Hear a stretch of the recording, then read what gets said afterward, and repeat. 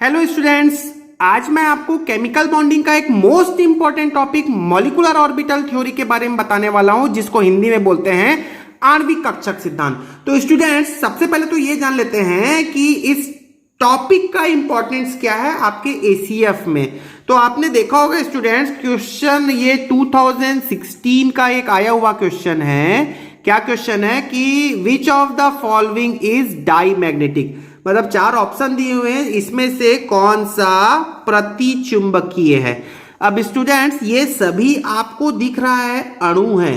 क्या है? O2 plus अणु का आयन है, आयन है, आयन है। ठीक है, तो आज हम ये जानने वाले हैं कि आखिर प्रतिचुंबकीय क्या होता है, डाई मैग्नेटिक, पैरामैग्नेटिक, इसको हम अंग्रेजी में बोलते हैं, ये सब क्या होते हैं और हम किसी अणु में इसको कैसे पहचानेंगे। इसके अलावा मैं आपको बॉन्ड ऑर्डर भी बताने वाला हूं, काफी कुछ बातें आज के वीडियो में बताने वाला हूं स्टूडेंट्स। तो वीडियो भी काफी लंबा होने वाला है, आप पूरे वीडियो को ध्यान से देखें, क्योंकि इससे केमिकल बॉन्डिंग में चाहे आईआईटी हो चाहे मेडिकल के एग्जाम्स हो, काफी क्वेश्चंस पूछे जाते हैं। काफी सारे क्वेश्चंस मैं आपको कराने वाला हूं। वीडियो भले ही लंबा हो स्टूडेंट्स, लेकिन आप अंत तक देखते रहो। तो चलिए स्टार्ट करते हैं और ये जानते हैं कि मॉलिक्यूलर ऑर्बिटल थ्योरी होता क्या है। तो स्टूडेंट्स, अपने आप में एक बड़ा टॉपिक है, लेकिन जितनी जरूरत आपको है आज मैं उतनी ही बातें करता हूं। तो आप केवल एक सिंपल सा बात, एक एग्जांपल सुनो स्टूडेंट्स। मान लिया कि मेरे पास में नाइट्रोजन है, कोई भी एक एटम ले लिया। क्या है? ये एक एटम है, परमाणु है। ठीक है, अब इसका जो एटॉमिक नंबर होता है वो 7 होता है, परमाणु क्रमांक 7 है। इसके एक परमाणु में इलेक्ट्रॉनों की संख्या 7 है। इसका यदि विन्यास लिखना चाहें तो ये होता है 1s2 2s2 2p3। ये आपको पता है, सभी स्टूडेंट्स को ये पता है। जब नाइट्रोजन के दो परमाणु, देखो ये नाइट्रोजन के दो परमाणु आपस में जब बंध बनाते हैं तो ये क्या बन गया? N2। क्या हो गया ये स्टूडेंट्स? ये N2 अणु हो चुका है, अणु। ठीक है, अब इस अणु में ये इस नाइट्रोजन के 7 इलेक्ट्रॉन, इस नाइट्रोजन के 7 इलेक्ट्रॉन, मतलब N2 में टोटल कितने इलेक्ट्रॉन हो गए स्टूडेंट्स? 14 इलेक्ट्रॉन हो गए। मैं आपको केवल एक एग्जांपल से समझाने की कोशिश कर रहा हूं। अब ये 14 इलेक्ट्रॉन है, तो इस N2 में 14 इलेक्ट्रॉन का स्थिति का है। सुनो, जैसे मैंने लिखा ये एक परमाणु है, नाइट्रोजन एक परमाणु है, N एक परमाणु है। इसमें नाइट्रोजन के 7 इलेक्ट्रॉनों की स्थिति कहां पर है? पहले सेल में 2 इलेक्ट्रॉन, दूसरे सेल में सॉरी यहां पर 2s2 होगा, 2s2। दूसरे सेल में S में 2 इलेक्ट्रॉन, दूसरे सेल के P में 3 इलेक्ट्रॉन। तो इस तरीके से इलेक्ट्रॉन बटा हुआ है। अब स्टूडेंट्स, क्वेश्चन ये उठता है कि जब N2 हो जाए, N और N मिलके N2 हो जाए, जब ये क्या बन जाए? अणु बन जाए, तो इसमें इलेक्ट्रॉन किस तरीके से बटे होंगे। तो ये कॉन्सेप्ट सोचने वाली बात है। समझ में आया क्या? नाइट्रोजन का एक परमाणु जब इनके बीच में बंधन होता है, नाइट्रोजन के बारे में पता ही होगा, ये ट्रिपल बॉन्ड बनाता है, तो बाकी जब सारे इलेक्ट्रॉन का स्थिति क्या होगा, तो हमें एक्चुअली में मॉलिक्यूलर ऑर्बिटल थ्योरी से ये पता चलता है कि किसी अणु का इलेक्ट्रॉनिक विन्यास कैसे लिखा जाता है। तो चलिए अब हम ये समझने की कोशिश करते हैं, जिस प्रकार से हमने नाइट्रोजन परमाणु का 1s2 2s2 2p3 लिखा, ऑक्सीजन का भी लिख सकते हैं उसी प्रकार। कैसे लिख सकते हैं? 1s2 2s2 2p4। अब आपको यदि मैं ये बोलूं स्टूडेंट्स कि O2 का विन्यास कैसे लिखे, तो आपके पास में क्वेश्चन हो जाएगा। तो हम चलिए इसी का आंसर जानने की कोशिश करते हैं मॉलिक्यूलर ऑर्बिटल थ्योरी से। तो स्टूडेंट, सबसे पहले तो मैं ऐसे बात कर दूं, उस अणु का इलेक्ट्रॉनिक विन्यास आपको लिखना बता रहा हूं जिसमें अणु में इलेक्ट्रॉन क्या है? 14 से कम है। बात समझ में आ गई स्टूडेंट्स? 14 से कम इलेक्ट्रॉन यदि किसी अणु में है तो इसका विन्यास हम कैसे लिखते हैं। तो ये बात थोड़ा ध्यान से देखिएगा। हम लिखते हैं sigma 1s, sigma star 1s, sigma 2s, sigma star, ऐसा स्टार बनाते हैं, 2s, पाई 2px पाई 2py पाई सिग्मा 2pz, फिर आपने लिखा pi star 2px pi star 2py और सिग्मा स्टार 2pz। चलिए, आपको ये बहुत टफ लग रहा होगा स्टूडेंट्स, लेकिन मैं आपको इसको इजी करता हूं। तो इजी करने के लिए स्टूडेंट सबसे पहले तो मैं ये बात कर लेता हूं। देखो, सिंपल सा, ये जितने ये आपको टेंशन लेने की जरूरत नहीं, बिल्कुल टेंशन ना लें, और मैं इसको बहुत आसान तरीके से बता रहा हूं, लेकिन एक्चुअल जो है वो तो आपके सामने लिख दिया मैंने। ये सभी क्या है और स्टूडेंट्स, ये हैं कक्षक। किसके कक्षक? और मॉलिक्यूल्स के कक्षक। सुनो ध्यान से सुनो। ये क्या है स्टूडेंट्स? ये कक्षक है ना।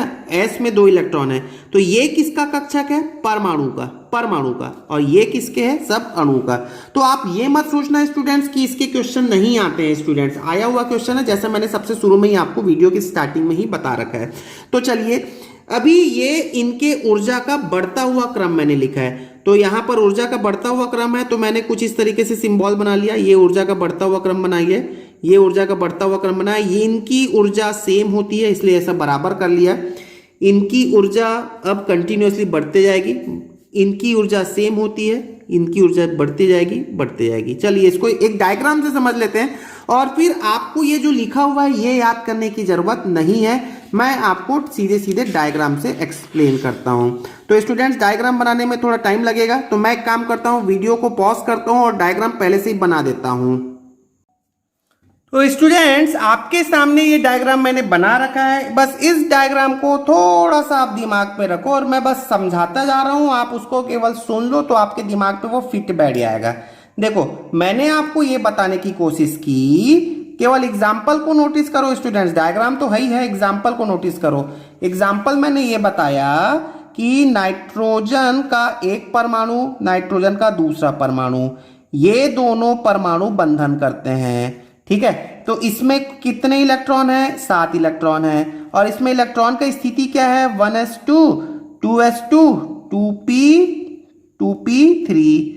ठीक है, यही तो है। अच्छा, इसमें इलेक्ट्रॉन कैसे होते हैं स्टूडेंट्स? इसमें भी 7 इलेक्ट्रॉन है। इसमें कैसे होंगे? 1s2 2s2 2p3। चलो ठीक है। अब आप देखोगे नाइट्रोजन में जो होता है, ये दो नाइट्रोजन के 2 परमाणु और आखिरी के ये 3 इलेक्ट्रॉन, आखिरी के ये 3 इलेक्ट्रॉन, इनके बीच में बॉन्डिंग हो जाती है। ठीक है, और ये 2 इलेक्ट्रॉन ऐसे रह जाते हैं, इसका 2s2 का, और ये इलेक्ट्रॉन ऐसा रह जाता है। हम कुछ इस तरीके से दिखाते हैं।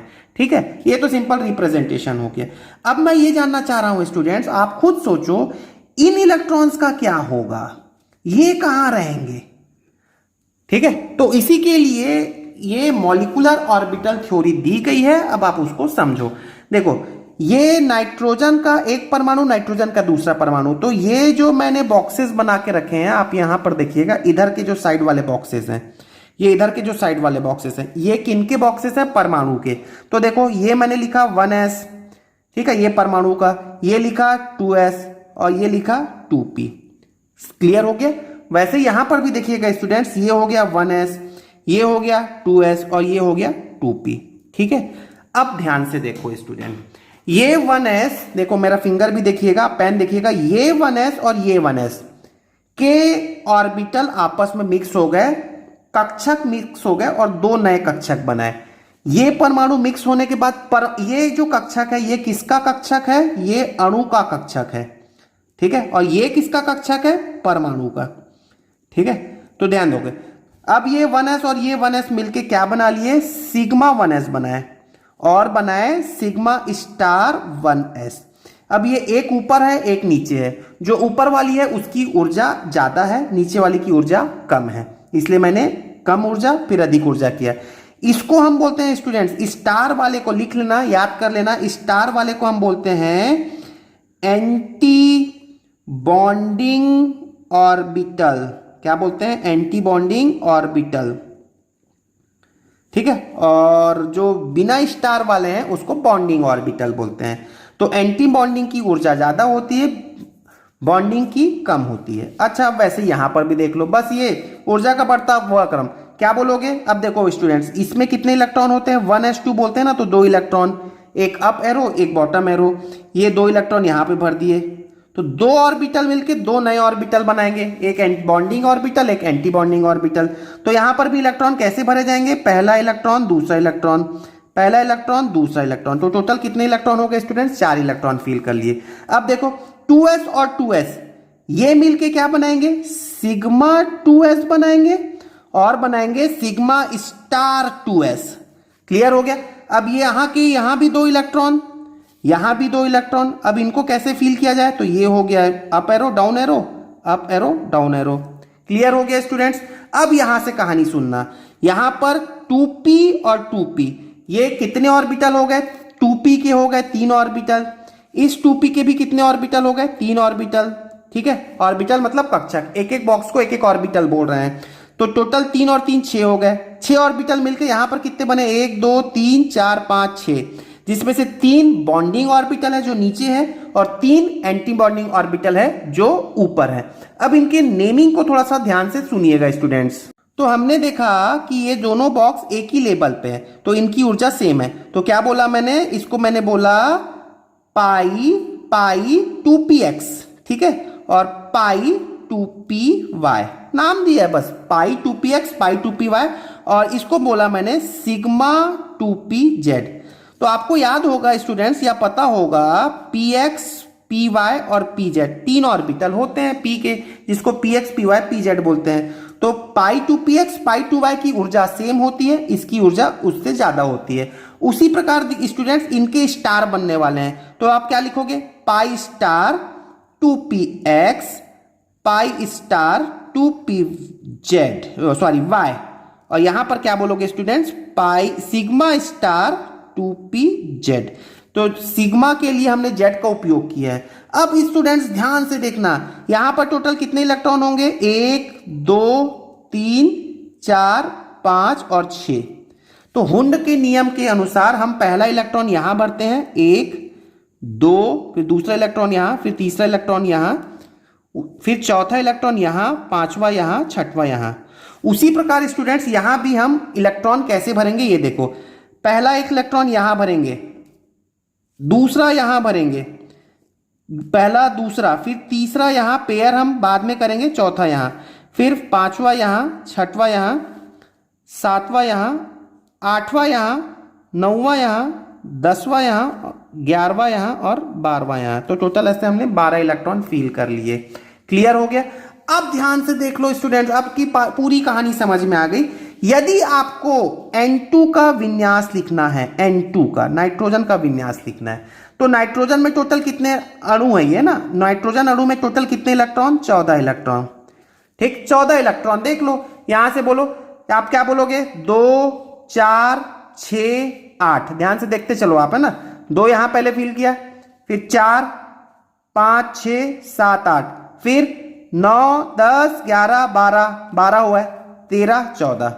क्लियर हो गया क्या? तो देख लो मैंने कैसे बोला, आप यहां पर देखिए, पहले यहां पर मैंने क्या लिखूंगा? 14 इलेक्ट्रॉन का सिग्मा 1s2, है ना, 2 इलेक्ट्रॉन है, फिर सिग्मा स्टार 1s2, फिर सिग्मा 2s2, फिर सिग्मा स्टार 2s2। मैं यहां तक भर दिया, देखो 2 4 6 8, सिग्मा स्टार 2s2।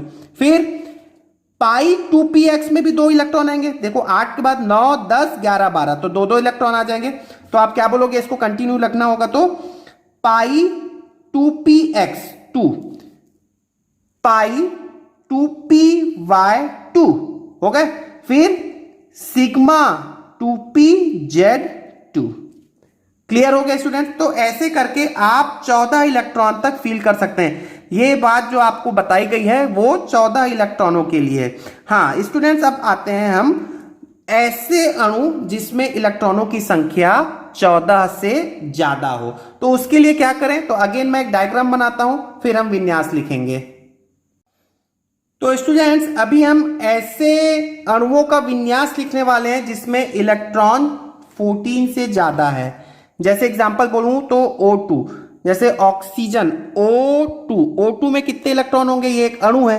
अब O2 अणु में कितने इलेक्ट्रॉन होंगे, ये दो परमाणु से बना है, O और O से, इसके बीच में डबल बॉन्डिंग होती है, शायद पता होगा। तो इसमें कितने इलेक्ट्रॉन होते हैं, टोटल 8, और इसमें कितने इलेक्ट्रॉन होंगे 8, तो 8 और 8 कितने हो गए स्टूडेंट 16। तो हम ऐसे परमाणुओं ऐसे अणुओं का इलेक्ट्रॉनिक विन्यास में लिखने वाले हैं जिसमें इलेक्ट्रॉन 14 से ज्यादा है। तो पूरी कहानी वही है स्टूडेंट्स, मैं ज्यादा रिपीट नहीं करता और जल्दी से बता देता हूं। ये हो गया 1s, ये हो गया 1s, तो यहां पर क्या बनना है, पूरी कहानी वही है। ये हो गया सिग्मा 1s और यहां लिखने वाले हैं सिग्मा स्टार 1s।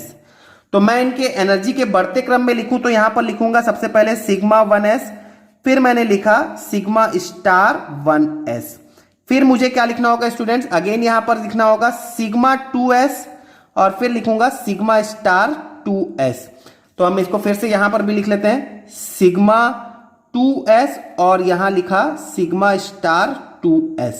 फिर देखो स्टूडेंट्स, जो सिंगल ऑर्बिटल होता है, ये देखो ये तो 2s का है, ये 2s का है, आगे हम बढ़ते हैं तो ये हो गया 2p और 2p। अब जो p और p के ऑर्बिटल होते हैं वो कुछ इस तरीके से ब्रेक होंगे, तो इसको हम क्या लिखते हैं, जो सिंगल वाले होते हैं उसको मैंने लिखा सिग्मा नीचे वाला है तो स्टार नहीं लगाना है आपको, सिग्मा 2pz, जो सिंगल वाला है z, और इसको लिखा सिग्मा 2px सिग्मा 2py, ठीक है ना।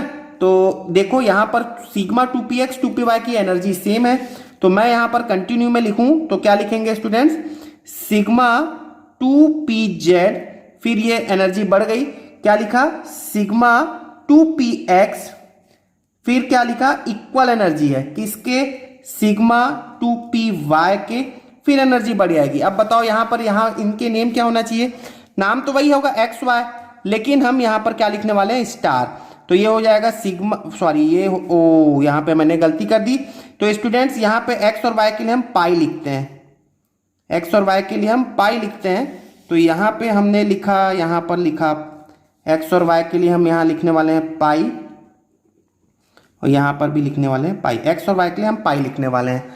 तो यहां देखिएगा स्टूडेंट्स, अब क्या हो जाएगा, तो यहां पर हो जाएगा पाई 2px पाई स्टार 2py, और ये हो जाएगा स्टूडेंट्स लास्ट वाला जो हो जाएगा वो हो जाएगा सिग्मा स्टार 2pz, ठीक है।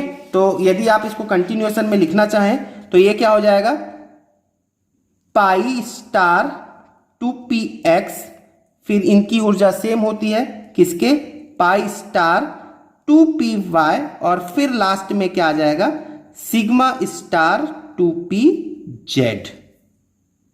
तो इसी प्रकार से हमें इलेक्ट्रॉनों को भी कुछ इस तरीके से भरना होगा। तो मैं लास्ट में एक बार बोल देता हूं स्टूडेंट्स कि हम जैसे सपोज O2 का इलेक्ट्रॉनिक विन्यास कैसे लिखेंगे, O2, तो O2 में कितने इलेक्ट्रॉन होते हैं, 16 इलेक्ट्रॉन होते हैं। तो ध्यान से देखना, इसी O2 से ही तो रिलेटेड क्वेश्चन है। तो देखो क्वेश्चन कैसे होगा, उसको हम सॉल्व करने से पहले O2 के इलेक्ट्रॉनिक विन्यास को देखना। अब 16 इलेक्ट्रॉन है, कैसे फिल करें, तो देखो 1 2 3 4 16 भरना है, ऊपर चलते जाओ, 5 6 7 8 9 10 11 12 13 14 15 16, क्लियर होगा स्टूडेंट्स। तो यदि मैं यहां पर इसमें लिखना चाहूं, सीधे सीधे मैं O2 का इलेक्ट्रॉनिक विन्यास लिखना चाहूं तो क्या हो जाएगा, sigma 1s2 sigma star 1s2 sigma 2s2 sigma star 2s2, फिर सिग्मा 2pz2, फिर पाई 2px2, फिर पाई 2py2, फिर pi star 2px1, pi star 2py1। आप देख सकते हो दो, यहां पर देखो एक काम करते हैं, मैं यहां पर थोड़ा हाईलाइटेड कर देता हूं, नंबर ऑफ इलेक्ट्रॉन्स को काउंट करें, ये 2 2 4 2 6 2 8 2 10 2 12 13 14 15 और ये 16, तो 16 इलेक्ट्रॉन हो गए। अब थोड़ा सा एक नई बातें सुनते हैं स्टूडेंट, अब ध्यान दोगे, नंबर ऑफ अनपेयर्ड इलेक्ट्रॉन आप बताओ, अनपेयर्ड इलेक्ट्रॉन जो पेयर में नहीं है, देखो ये 2 पेयर में है, ये भी 2 पेयर में, ये भी 2 पेयर में, ये भी 2 पेयर में है, ये भी 2 पेयर में, ये भी 2 पेयर में, ये भी 2 पेयर में, ये एक अयुग्मित इलेक्ट्रॉन है, ये एक अयुग्मित इलेक्ट्रॉन है, अयुग्मित इलेक्ट्रॉन, अनपेयर्ड मतलब अयुग्मित इलेक्ट्रॉन। कितने हैं? 2 हैं। चलिए अभी थोड़ी देर पहले मैंने आपको ये भी पेज दिखा देते हैं, आप नोट्स भी बना रहे होंगे तो आप यहाँ पर देखिएगा, ये नाइट्रोजन का है। आप वीडियो को थोड़ा या तो पॉज करो या तो पीछे जाओ, तो ये नाइट्रोजन का दिख रहा है, नाइट्रोजन का विन्यास। यहाँ पर pair pair pair pair pair pair pair, तो यहाँ पर number of unpaired electron, number of unpaired electron, अयुग्मित इलेक्ट्रॉनों की संख्या कितनी है स्टूडेंट्स? 0 है। चलिए अब हम ना क्वेश्चंस करते हैं, क्वेश्चन का प्रैक्टिस करने से आपको समझ में आएगा। तो सबसे पहले तो मैं आपको वही क्वेश्चन का प्रैक्टिस कराता हूं जो ACF में आया हुआ है। चलिए इस क्वेश्चन को देखते हैं। तो स्टूडेंट्स अब आप यहां पर देखें, which of the following is diamagnetic, प्रतिचुंबकीय। तो सबसे पहले स्टूडेंट्स ये जान लेते हैं कि आखिर डाईमैग्नेटिक क्या होता है, डाईमैग्नेटिक क्या होता है और पैरामैग्नेटिक क्या होता है। तो ये वैसे मैंने आपको पहले भी 1-2 वीडियो में बता चुका है, मेरे वीडियो को आप कंटिन्यूसली देख रहे होंगे। तो डाईमैग्नेटिक और पैरामैग्नेटिक, तो इसको स्टूडेंट सुनते हैं। डाई मतलब आप याद रखो 2, डाई मतलब 2, मतलब जहां पर पेयर्ड इलेक्ट्रॉन हो। क्या? पेयर्ड, पेयर्ड मतलब 2। तो जहां पर पेयर्ड इलेक्ट्रॉन है, पेयर्ड इलेक्ट्रॉन है, उसको मैं डाईमैग्नेटिक बोलता हूं। ठीक है, डाईमैग्नेटिक मतलब प्रतिचुंबकीय, और इस पैरामैग्नेटिक को हम बोलते हैं अनुचुंबकीय। मैं हिंदी भी लिख देता हूं यहां पर, ठीक है, प्रतिचुंबकीय और अनुचुंबकीय। तो चुंबकीय, ठीक है, आप देख लेना, चुंबकीय, अनुचुंबकीय, ऐसा कुछ लिखते हैं हिंदी में, ठीक है। तो अनुचुंबकीय लिख दिया। अच्छा, यहां पर क्या होगा स्टूडेंट्स? यहां पर क्या होंगे? अनपेयर्ड इलेक्ट्रॉन होंगे, ठीक है, अनपेयर्ड इलेक्ट्रॉन है। तो ये समझ में आ गया आपको, ठीक है। अब देखो यहां पर कितने इलेक्ट्रॉन होंगे? O2, O2 मतलब 8 और 8 16, 16 इलेक्ट्रॉन है, ठीक है, ठीक है। आप ये मत ये मत सोचना कि सर सम संख्या है, सम और विषम से कोई मतलब नहीं है, आप केवल कॉन्सेप्ट को पिकअप करो। अब O2 प्लस में कितने इलेक्ट्रॉन होंगे? O2 में होते हैं 16, और प्लस का मतलब 1 इलेक्ट्रॉन, मतलब 1 इलेक्ट्रॉन कम, मतलब इसमें टोटल कितने इलेक्ट्रॉन होंगे? 15 इलेक्ट्रॉन होंगे, ठीक है। O2 माइनस, O2 में कितने इलेक्ट्रॉन होते हैं? 16, और माइनस के कारण 1 इलेक्ट्रॉन एक्स्ट्रा, मतलब यहां पर टोटल कितने इलेक्ट्रॉन हो गए स्टूडेंट? 17, ठीक है। O2 2 माइनस मतलब 18 इलेक्ट्रॉन होंगे, ठीक है। O2 2 माइनस मतलब O और O में 2 और 2 8 और 8 16, और 2 एक्स्ट्रा हो जाएंगे, 18 इलेक्ट्रॉन हो जाएंगे। अब बस स्टूडेंट्स, अब क्या करो, बस ये 16 इलेक्ट्रॉन, 15 इलेक्ट्रॉन, 17 इलेक्ट्रॉन और 18 इलेक्ट्रॉन को फील करो और चेक करो कि कहां पर पेयर्ड इलेक्ट्रॉन आ रहे हैं, नहीं आ रहे हैं। तो चलिए एक बार यहां पर देख लेते हैं। मैं यहां पर इलेक्ट्रॉन तो फील नहीं करूंगा क्योंकि हॉच पॉच हो जाएगा। देखिए, जैसे मैं यहां पर O2 2 माइनस की बात करता हूं, किसकी? O2 2 माइनस, कितने इलेक्ट्रॉन? 18। अब इसमें देखो 18 इलेक्ट्रॉन कैसे भरेंगे। तो देखो यहां 2, यहां 2, यहां 2 और 2 4 हो गए, 5 6 7 8 9 10 11 12 13 14, 14 इलेक्ट्रॉन हो गए, 15 16 17 18, सारे पेयर्ड हैं, सारे इलेक्ट्रॉन पेयर्ड हैं, 18 इलेक्ट्रॉन पेयर्ड आ जाएंगे। तो ये हो गया इसका आंसर। अभी देखिए बाकी का भी चेक कर लेते हैं स्टूडेंट्स। O2 माइनस का देखिएगा, इसका देखिए 17 इलेक्ट्रॉन, तो देख लो 17 इलेक्ट्रॉन कैसे फिल करेंगे। तो यहां 2 4 6 8 9 10 11 12 13 14 15 16 17, तो एक अनपेयर्ड इलेक्ट्रॉन आ जाएगा। तो मैं यहां पर लिख भी देता हूं स्टूडेंट्स यहां पर, ताकि आपको क्लियर रहे और भविष्य में आप वीडियो दोबारा देखें तो समझ में आएगा। O2 2 माइनस में कितने अनपेयर्ड इलेक्ट्रॉन है? तो नो अनपेयर्ड इलेक्ट्रॉन। आप वीडियो को पॉज कर लो और खुद से बनाकर देखो, क्योंकि इससे बहुत से क्वेश्चन आते हैं। No unpaired electron.